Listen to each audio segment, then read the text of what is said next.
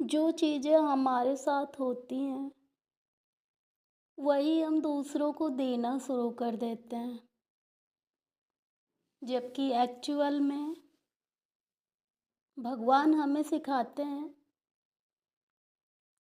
कि हमें वो चीज़ें दूसरों को नहीं देनी है, जो हमें वापस मिल रही हैं।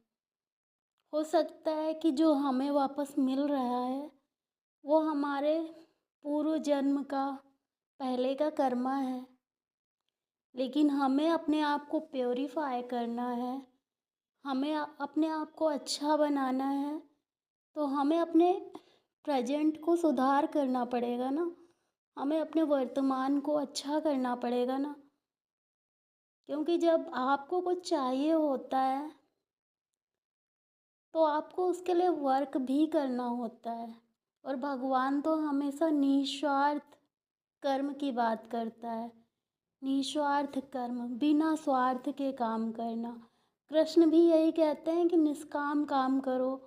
हर चीज़ में फ़ायदा नहीं देखते हैं। जीवन में सिर्फ आपको इसलिए काम नहीं दिया जाता है कि आपका उसमें स्वार्थ हो।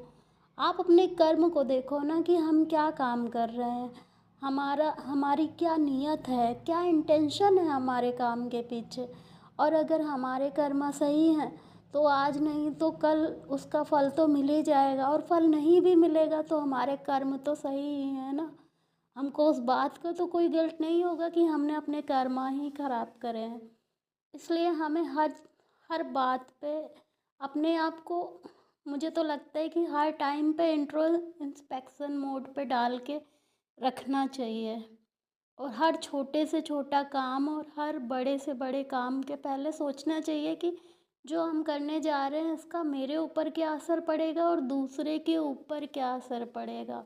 ऐसा तो नहीं हम किसी को हर्ट कर रहे हैं, ऐसा तो नहीं मेरे इस काम से दूसरे को परेशानी होगी। तो हमें ये सारी चीज़ें सोचनी पड़ती हैं।